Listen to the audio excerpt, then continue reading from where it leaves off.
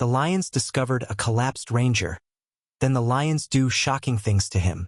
Have you ever wondered what would happen if, passed out in the heart of the wilderness, you were surrounded by lions? Would they spare you, or would they see you as their next prey? It's an incredible story that will warm your heart because what happened will leave you speechless. Stay with us until the end of the video to discover the whole story. If it moves you, leave a like, and if you're new to the channel, subscribe and activate the notification bell. The African sun burned relentlessly above the vast plain. Marco, an expert ranger of the reserve, wiped the sweat from his forehead as he advanced slowly through the tall, dry grass, attentive to every slightest movement that might reveal the presence of poachers. In recent days, there had been reports of illegal traps hidden in the most remote areas of the reserve, a deadly threat to the lions he had sworn to protect. He had his rifle secured on his back, but he hoped not to have to use it. As he proceeded, he spotted light footprints on the dusty ground. They were human, not animal, and they headed toward a small grove in the distance. His heart accelerated. The poachers must be near, but the heat was wearing him down. Every step was heavier, his mouth parched with thirst. His walkie-talkie crackled for an instant, then silence again. No signal. Despite everything, Marco didn't stop. He was determined to find and disarm the traps before sunset, unaware that his body was now at its limit. He was used to the dangers of the savannah, but that day was particularly ruthless. The sun pounded him relentlessly. The canteen was now empty, and every breath seemed like fire burning his lungs. He had been walking for hours, following tracks and signs, but his strength was abandoning him. His boots sank into the dry earth, and his vision blurred more and more. He wiped the sweat, casting a hopeful glance at the radio. Still silent. He was completely alone. Then, in front of him, something caught his attention. A rusty noose hanging from a branch, the classic tool of poachers to capture lions. His heart pounded in his chest. The poachers had passed there recently. He bent down to examine the ground looking for fresh tracks, but a sudden dizziness overwhelmed him. His knees gave way, his head spun. He had to go back. He tried to get up, but his body, now exhausted, betrayed him. He collapsed under the meager shade of an acacia. His breathing labored, his muscles devoid of strength. Darkness enveloped him, leaving him helpless, at the mercy of the wild nature. A deep and threatening roar tore through the silence, partially pulling him from unconsciousness. His body felt like lead, his throat burned, but instinct forced him to slowly open his eyes.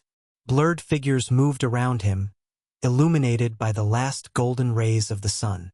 His foggy mind struggled to understand what he was seeing. An enormous lion, powerful, was a few steps from him, amber eyes fixed on his. Beside him, an alert lioness scrutinized every movement, while a small cub peeked out curiously from behind her paws. Terror coursed through Marco, but his body didn't respond. He was completely defenseless. If the lions had decided to attack, he would have had no chance. He prepared for the worst. Claws, fangs. Yet nothing happened. The large lion, with a thick dark mane, approached, sniffing the air, and then emitted a deep breath. The lioness also sat down. The cub huddled near her, as if they were preparing to spend the night. They weren't there to hunt him. They were watching over him. Confusion enveloped Marco's thoughts, but his tired body dragged him once again into unconsciousness. Before sinking completely, a distant memory resurfaced, clear as never before. Years earlier, when he had just arrived at the reserve, he had heard the desperate cry of a trapped lion cub. Without hesitation, he had run toward the sound.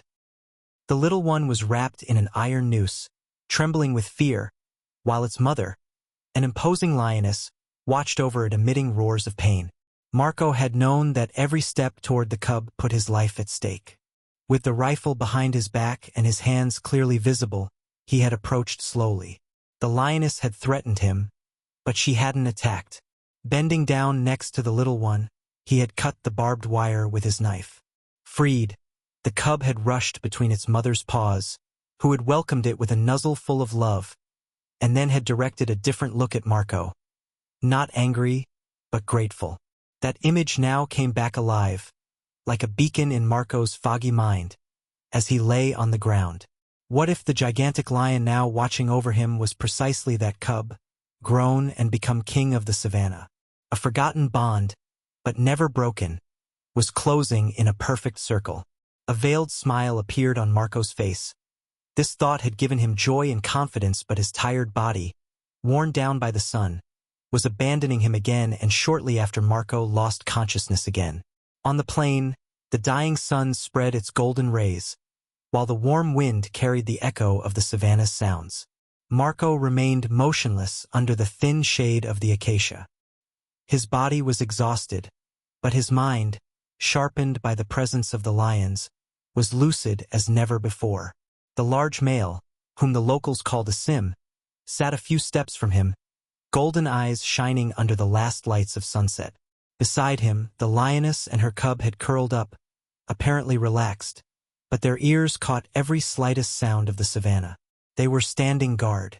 On the edge of the clearing, two hyenas prowled in the shadow, emitting their disturbing giggles. Under normal conditions, Marco would have grabbed his rifle. But now he had neither the strength nor the ability to defend himself. He didn't need to. A sim raised his head and let out a deep, vibrating roar, which was enough to make the hyenas disappear into the darkness. It was at that moment that Marco truly understood that the thought he had the night before in a state of unconsciousness was reality. Whether it was instinct, memory, or something even deeper, those lions had chosen not to harm him. They had decided to watch over him. His fate was no longer in his hands. He was at the mercy of nature, yet he had never been so safe. At dawn, at the ranger station, anxiety was growing visibly. Marco hadn't given any news, and the other rangers were mobilizing for the search. Every passing minute increased the risk that he had fallen victim to poachers, thirst, or predators. Led by his best friend, Andrea, the rangers prepared to leave for a search mission. Armed with rifles and accompanied by dogs, they followed the footprints on the parched sand, the sun already fierce above their heads. The hours passed slowly and heavily until one of the rangers spotted something. A footprint, then another, leading toward a group of acacias. They rushed and stopped in panic. A pride of lions was gathered around a tree, silent, motionless. Andrea gripped his weapon, his heart pounding.